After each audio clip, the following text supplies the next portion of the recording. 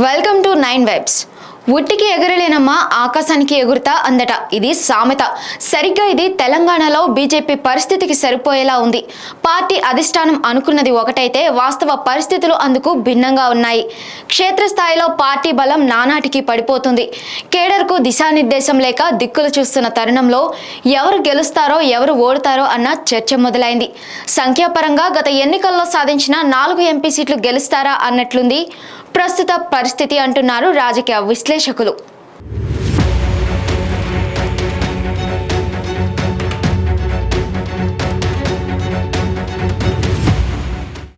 Assembly ఎన్నికల్లో BJP 8 సీట్లతో సరిపెట్టుకుంది.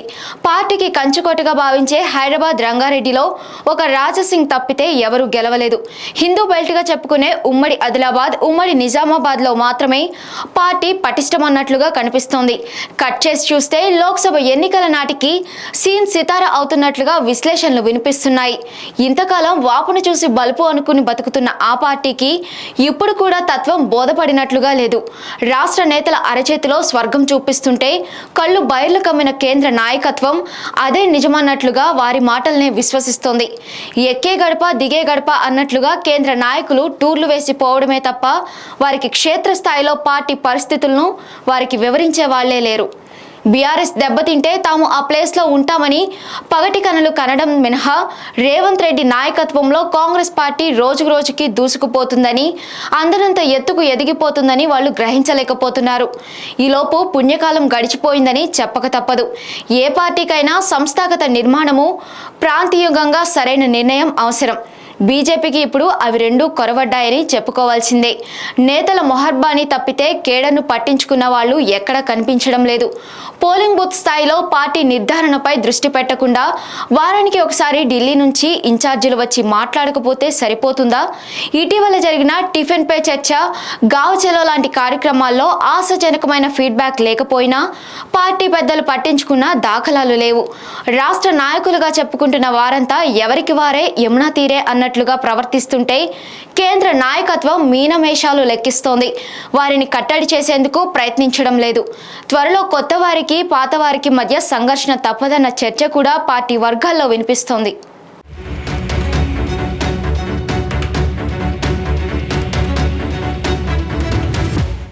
తెలంగాణలో కనిష్టంగా 10 లోక్సభ స్థానాలు సాధించాలని బీజేపీ లక్ష్యంగా పెట్టుకుంది. పరిస్థితుల్ని గమనిస్తే కనీసం సగం వస్తాయని కూడా ధైర్యంగా చెప్పలేరు. అందులోనూ పార్టీ నాయకత్వం ఎన్నో ఆశలు పెట్టుకున్న సికింద్రాబాద్, మల్కాజిగిరి స్థానాలపై ఇప్పుడు కూడా అనుమానాలున్నాయి. బీజేపీ అధ్యక్షుడైన కేంద్ర మంత్రి కిషన్ రెడ్డికి కూడా గడ్డుకాలం తప్పదని తాజా సర్వేలు చెబుతున్నాయి. పైగా ఏపీ పరిణామాలు కూడా తెలంగాణపై ప్రభావం చూపే అవకాశాలు కనిపిస్తున్నాయి.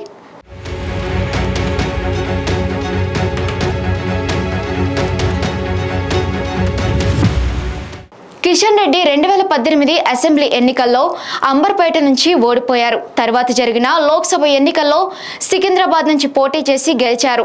ప్రధాని మోదీతో ఉన్న సన్నిహిత్యం కారణంగా కేంద్ర మంత్రి అయ్యారు. అనూహ్య పరిణామాల మధ్య బీజేపీ అధ్యక్షుడయ్యారు. కేంద్ర మంత్రి కదా, అందుకే ఈసారి అసెంబ్లీ ఎన్నికల్లో పోటీ చేయలేదు.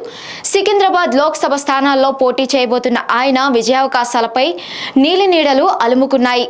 నియోజకవర్గానికి ఆయన చేసిన నదీ శూన్యం అన్న టాక్ నడుస్తోంది. నియోజకవర్గంలో ఇదివరకు బీజేపీ పట్ల ఉన్న సానుకూలత ఇప్పుడు లేదని తేల్చారు. రాష్ట్ర పరిణామాలతో పాటు పక్కనున్న ఏపీ పరిణామాలు ఇప్పుడు సికింద్రాబాద్పై ప్రభావం చూపే అవకాశం ఉందని చెబుతున్నారు. అక్కడ బీజేపీ వెళ్లి టీడీపీతో పొత్తు పెట్టుకుంది. దాంతో ముస్లింలు, ఎస్సీ సామాజిక వర్గాల వారు జగన్ వైపుకు వెళ్తారని విశ్లేషణలు వినిపిస్తున్నాయి. అదే ఇప్పుడు తెలంగాణలో కూడా బీజేపీకి శాపం కావచ్చు. ముఖ్యంగా సికింద్రాబాద్లో 20 లక్షల పైచిలకు ఓటర్లు ఉంటే అందులో 27% మంది ముస్లింలున్నారు, 8% ఎస్సీలున్నారు.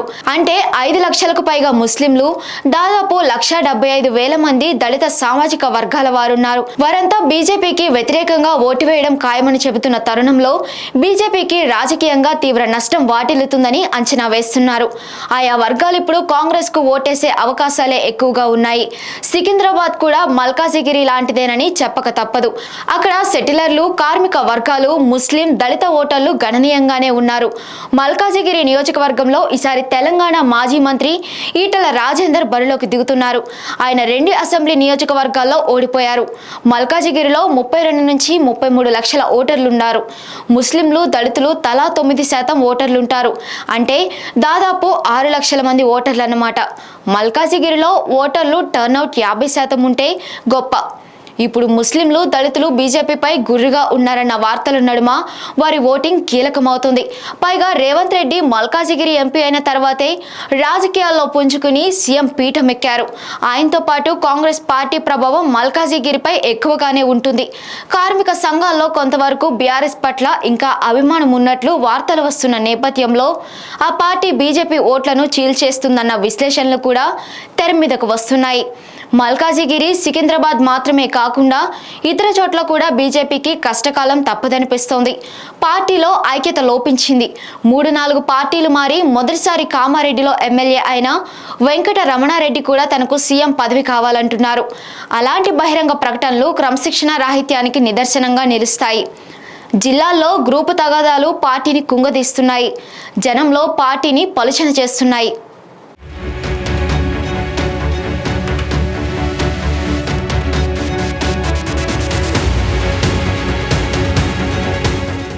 కేంద్రంలో అధికారంలో ఉన్న తెలంగాణలో బీజేపీ పరిస్థితి అంతంత మాత్రమేనని చెప్పాలి. పైగా ఇప్పుడు కాంగ్రెస్ బలపడిన నేపథ్యంలో వార్ వన్ సైడ్గా మారే వీలు కూడా ఉంది. 17 లోక్సభ స్థానాల్లో 14 గెలుస్తామని కాంగ్రెస్ పార్టీ అంటోంది. ఇక మరి బీజేపీ రేంజ్ ఏమిటో పెరుమాళ్కే ఎరుక. For more updates stay tune on 9 Vibes.